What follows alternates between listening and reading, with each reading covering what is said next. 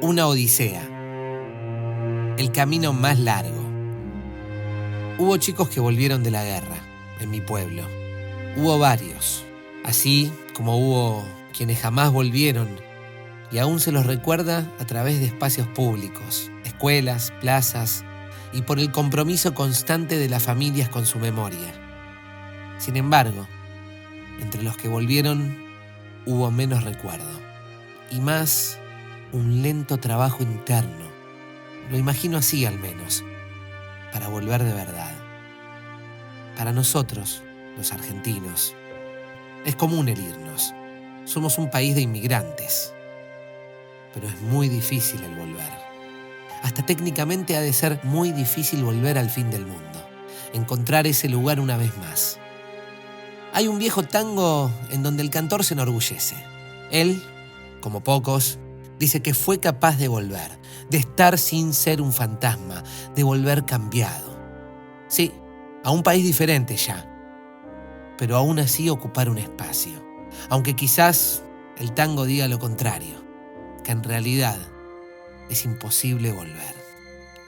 Quiero aclarar que cuando era un chico mi país vivía en guerra, en guerras. Hubo guerra contra el peronismo, hubo dictaduras contra las que se luchaba, cada una vengada por otra peor, más violenta, más siniestra, más irracional. Hubo también guerras contra la subversión, con sus muertos, sus mujeres, hombres y niños humillados, secuestrados, abusados, desaparecidos. La guerra con Chile quedó de escaramuzas en la frontera y silencio en las ciudades. La obligación de oscurecer el país entero, encerrarse en las casas tapando con mantas ventanas y puertas. Desde el cielo, Argentina también debía desaparecerse si quería sobrevivir. En un pequeño pueblo petrolero la gente vive en la milimetrada disciplina del trabajo. La vida es dura. Se vive en un sacrificio formidable que vale la pena. Enfermarás de insolación si permaneces demasiadas horas en la intemperie de los veranos. El agua es escasa, el monte invade las afueras del pueblo con su pequeño ejército de insectos, serpientes, arañas. Sin embargo, ese sacrificio tenía un sentido, la paga. Y aún otro, más profundo, el íntimo orgullo de ser un agente del Estado. Pertenecer al Estado y su orden, su poder, su seguridad en ese monte salvaje y mortal. No puedo decir que fuera consciente de nada de esto cuando era niño, pero tampoco puedo decir que lo desconociera. Hay muchas maneras de saber algo, y aún hay maneras de vivirlo antes de saberlo. Pero nada, ni el sentido de orden, ni el bienestar nos podía preparar para la última de esas guerras. Nada en nuestra naturaleza humana nos podía preparar para la guerra cuando se quitase su última máscara. Cuando estalló la guerra de Malvinas, yo aún tenía 5 años.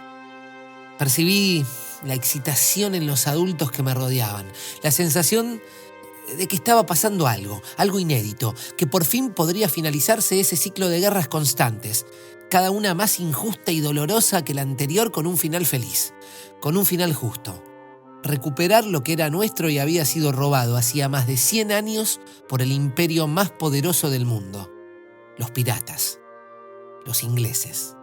Yo era un niño y vi cómo a mis autitos de juguete, a los pequeños vaqueros e indios plásticos, se sumaron un casco de soldado, una metralleta con luz en la punta de su cañón y, en la televisión, anuncios constantes sobre el sacrificio, el heroísmo y la victoria. El ángulo desde el que un niño ve la realidad es realmente limitado. Juegos, juguetes, susurros adultos. Sin embargo, creo que no era en esta ocasión muy diferente de la manera en que los adultos podían vivirlo.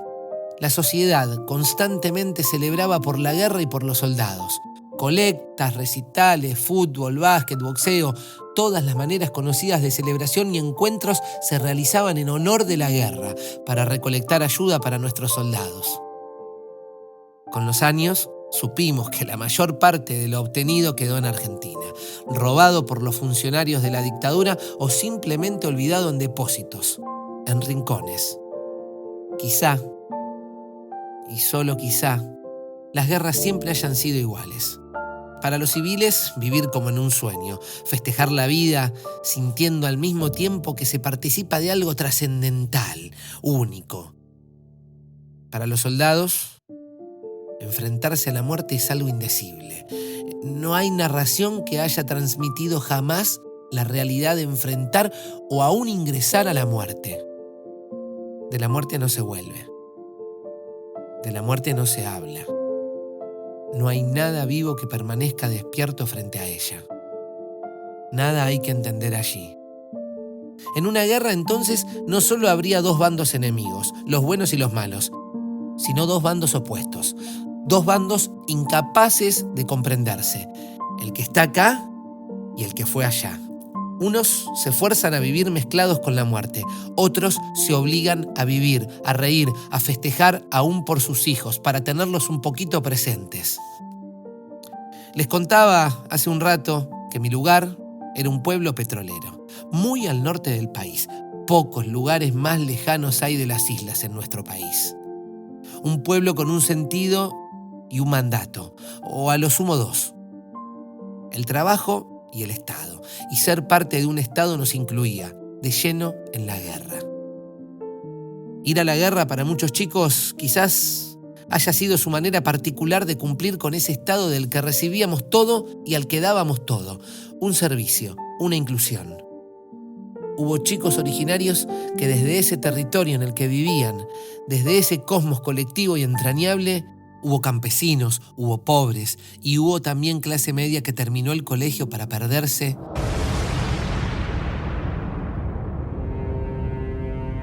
en esa nada.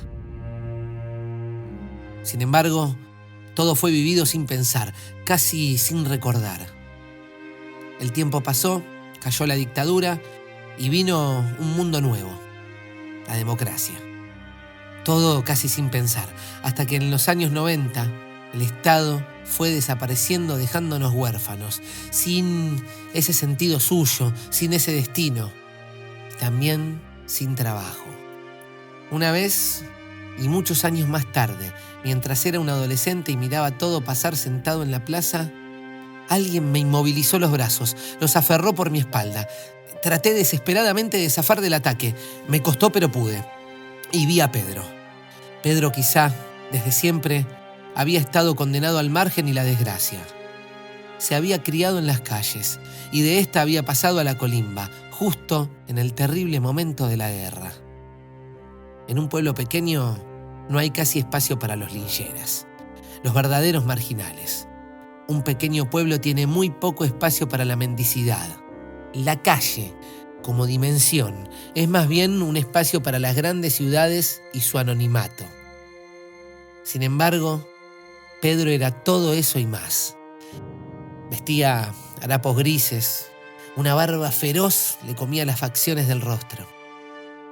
Ojos terribles miraban con furia, como un antiguo guerrero, como un solitario borracho. Pero como si no hubiera pasado nada, como si no hubiera intentado pelear segundos antes, comenzó a hablar, sin recordar ya su violenta presentación. A mí me enseñaron cómo disparar, mientras se acuclillaba, una rodilla en el suelo, y detenía sus brazos en el aire como si sostuviese un fusil. También así, mientras se ponía cuerpo a tierra sobre el césped menguado por el sol abrasador. Poco a poco Pedro recordaba y me contaba a mí, junto al resto de los chicos sorprendidos, la guerra que había vivido, y repetía de tanto en tanto palabras y poses. Tanta gente decía que en el servicio militar los chicos se hacían hombres. Tantas veces habíamos escuchado y hasta creído que era una educación ventajosa para quien no había tenido otra. Pero seguía hablando.